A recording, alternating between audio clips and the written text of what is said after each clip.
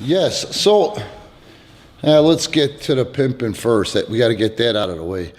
Please support us on Patreon, Premier Pro Wrestling. You get the Randcast, uninterrupted and commercial free. You get our main events from every Saturday night on the $4 tier, plus the Randcast in its entirety.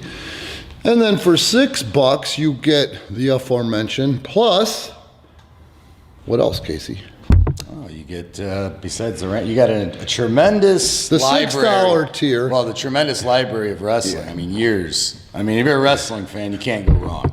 Nope. Content out the ass. Honestly. Yeah. Podcast Seriously. out the ass. Podcast, you get wrestling action. 160 podcasts. Yeah. Then also you get, for the $6 tier, our big monthly tapings, which last month you clean up because we did two big monthly tapings in a row. But also this month we're going to do two again. We're going to go ahead and mark your calendars, November 4th and 5th, the King Kong Bundy Memorial Tournament. And what that is another original concept. Not that any of you indiots, how's that for a word? That's a good one. Good word, Ian? Use kids would respond to indiots? Use indiots who have no ties to King Kong Bundy, much less be the fucking legend's friend. Every match has to be won by a 5 count. So, I mean, you figure out how to pin a motherfucker for 5. 5 seconds, yeah. Yeah, so that's some creative ass shit. And then Premier Pro Wrestling on Pro Wrestling Tees. The cool shirt that I'm having a hard time getting out there, not getting a lot of help from used kids on the roster or used kids in the training facility. I stand with Punk. That's the t-shirt Premier Pro Wrestling on Redbubble. And we do stand with Punk because I'm the guy that gave Punk his first handful of professional matches, and he credits me for a lot of shit. I am pleasantly surprised myself sometimes when I see some of the things in the wrestling annals, the nice things that Punk said about me, and the fact that now as a grown man he gets the who, what, when, where, and why like you did, you know. And Casey back here, Casey James, old Casey James, is also a Punk pal from inside the ring and out. Yeah, great guy. Great guy. Great human being. Yes. So I was thinking, everybody talks about the same shit. Yeah. And I don't understand, I can't understand the thinking of guys that retired before most of you were able to use the internet and are using the internet now. Guys that you don't remember working, you probably never even seen work, but you're buying what they're saying, and they're talking about things that they don't really know anything about much more than you do because they're not directly connected to the topics, you know? Mm-hmm. You understand what I'm saying? Yeah. Respecting their opinions, one thing I suppose, but what we should talk about more is the stuff that we have direct lineage to, and also things like what separates Premier Pro Wrestling from the rest of the indiots, you know? Idiots. Isn't that great? That's a great one. We got to parlay that into a shirt, you know. So Gianna, my youngest, she's going to edit this week because Adam has his hands full editing our shit as it is, and we got to take some pressure off of him. And Gianna needs to keep developing her skills. The first thing I want to talk about is, in fact, an Indiot. Right here, Gianna, here's where you insert the new poster, the new Premier Pro Wrestling poster. And I'll go ahead and talk, and she'll have it up on the screen there so you guys can see it on the preview, the Randcast preview. Have you seen the new flyer? Yeah, it's great. And what's on the flyer? Well, it's got everything, the date, So anyway, the American Ninja Warrior Sensei is in what you as kids should know, but probably don't know, called the Greco-Roman Knuckle Lock, a test of strength. For those of you that don't know, Sensei, the American Ninja Warrior, is about a 22-year-old kid, 21-year-old kid, who has actually been on American Ninja Warrior 4 times and been training here now for 3 or 4 years, and was, in fact, before COVID, on World Wrestling Entertainment radar. He'll get there someday. Pro wrestling as a career is definitely a marathon, not a sprint. So we're highlighting this guy's body, and I haven't seen a body like that without the fucking juice. Yeah, he's in tremendous physical. Yeah, and he's drug fucking free. He's built to the fucking nines without being on any dope. So that tells you how hard the kid's work ethic is. So from a marketing standpoint, from a business standpoint, from a seller standpoint, from a buyer standpoint, the guy's a good looking motherfucker. He looks like he's handsomer than Drake is. You know who Drake is? Mm-hmm. He really is handsomer than Drake now, because Drake got a little ugly in his years. He was not as handsome as he was back during the what's the name of that show you kids watch? The Canadian show. Well, that narrows it down. Huh? That narrows it down. Oh man, it's that fucking Canadian show. It sounds like Italian. Degrassi. So that's where this fucker's from, is Degrassi. And he's aging well, better than me. He got Puerto Rican ass genes. He always aged well. But Sam right now is handsomer than Drake. I almost called him Jake. So one of the INDIOTs who left here, and I don't know why someone has to leave here and be angry, you know? The only reason other outfits want to use you is because you were trained here. You were trained by me. Mm-hmm. You were trained and agented by me. That's why they want to use you. And then when you get there, why do you hate me? You know what I'm saying? I gave you opportunity, and I gave you a leg up on every motherfucker you've shared a locker room with since here. Fine, I mean, go do whatever, but again, live and let live until you put me in your fucking, my name in your mouth and talk shit. I get angry, you know? But anyway, so we post this beautiful flyer up, and you can see the difference right away.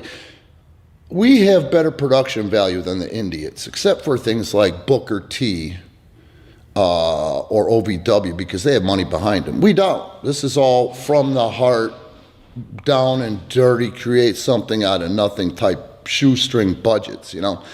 But we match their stuff. But what we do better is, number one, the creativity. We have a lot more creativity than I would even say who you guys would perceive as top promotions, except for Vince, of course, WWE, and our concepts and stuff like that, but also the little things, you know, how hard they work, you know. But our production value is pretty fucking good, because with one camera, it's amazing that we have such an asset of our incredible YouTube traffic. You know, that says a lot. And I look at some of that stuff, and WWE is number 1, and Premier Pro Wrestling is number 33. Holy balls. Yeah. You know, we're the number 33 YouTube channel in the world. It blows my mind, because I look at some of that stuff and I think, that ain't shit compared to what we can really do. You know what I mean? And it gets better and better. But point is, you know, I asked Gianna, and I'm going to ask you again, show the picture, show the flyer, Gianna. Within 2 minutes of this going up, one of these INDIOTs who left here and talked shit about me, and they have that term called the Rand prison. Yeah, right? Rand prison. Yeah. Within 2 minutes, he posts, Pancho is no longer wrestling for the company. Now, first of all, I came to see Pancho, said no one ever. You know, nobody ever bought a ticket to see that guy wrestle. I felt empathy for the guy, but also I wanted to try to bring out the best in him, even though it was not aesthetically pleasing by industry standards. If you put a microphone in front of him, and I've tried to do it before, he literally shits a pebble. You know, you can't talk on a microphone, and for wrestling's sake, but you sure got a lot to say on the internet, just like a fan. You know, once you hit a certain point, this isn't busting on fans, you're a fan or a wrestler. I am a wrestler who loves wrestling. I can't tell you what I watched today just before I worked out as far as wrestling went. I love my industry. Always have, will till I die. But my point is that, why does it bother you so much? You are, in what world, what brain looks at that picture and the $1 million body on Sam and thinks that that has anything to do with him?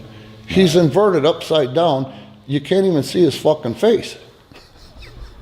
And to insinuate the fact that we're using this photo to fool people into coming to see the poncho, which nobody ever came to see you. Nobody bought a ticket to see you. You know, even your friends and family wouldn't come see you. You know, that's not me being mean. That's me saying, shut your fucking mouth. Appreciate what you have and what you've been given. Move on. Go in peace, motherfucker.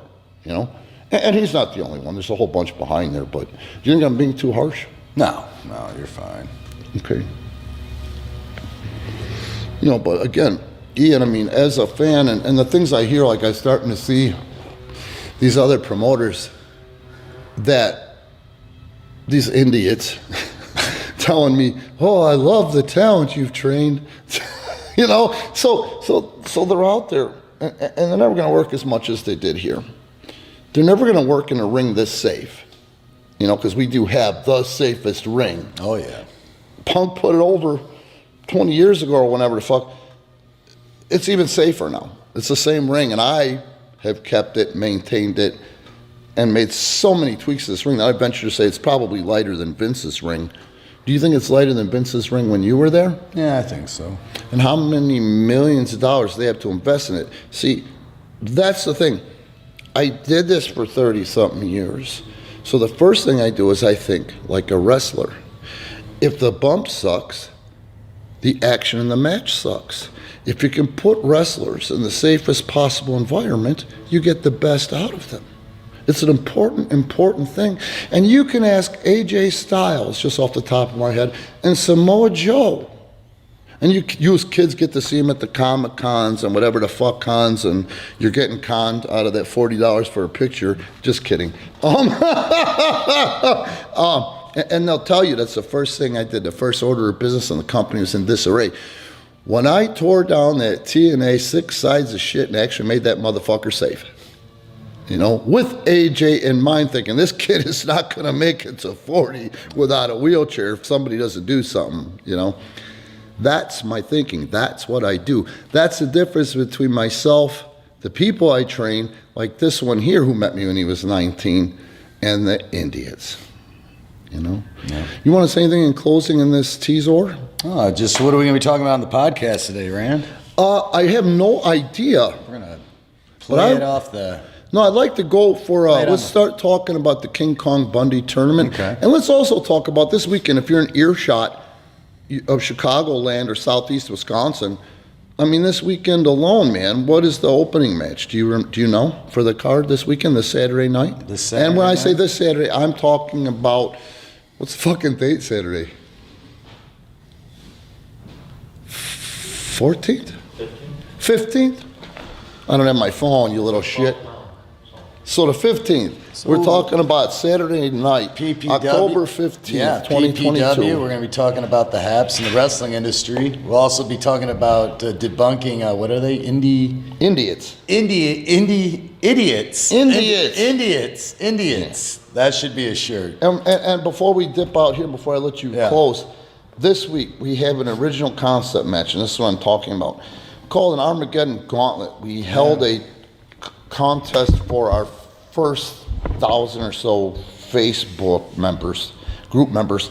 Let you guys decide what to call it. What the concept is there's 2 men in the ring. There will be 11 men surrounding the ring, outside the ring, which will serve as lumberjacks. Absolutely no outside interference, or you're ejected. And if they mess with each other outside the ring, the referee catches them, they're rejected. There's no babies, there's no heels, there is no friendships, and everyone's out for himself to prove who is the better man. And what happens is, if you get thrown over the top or somehow outside the ring, those guys beat the living shit out of you and toss you back in. You know? Every man for himself. And then when the guy gets pinned, he goes back out there even though he's been humiliated and lost, and he serves as a lumberjack as well. So it's a pretty fucking cool concept match. It's called the Armageddon Gauntlet. Mm-hmm. And just so there's no ifs, ands, buts, maybes, or perceived favoritism, it's going to start off, they will be participating in that match, competing in that match, in the order they were eliminated in an all-Japan-style battle royal. And what an all-Japan-style battle royal is, the only battle royal that you don't get disseminated or eliminated over the top, you get beat via pinfall. Mm-hmm. So when that thing starts, the first guy that ends up on his back is Gonna have a dozen guys in a pig pile on top of them. Don't forget, support us on Patreon. Subscribe to our Patreon, Premier Pro Wrestling on Patreon, Premier Pro Wrestling Tees. Give us a like, give us a subscribe, hit the notification bell, and don't forget to follow us on Rumble, and give us a rumble on Rumble.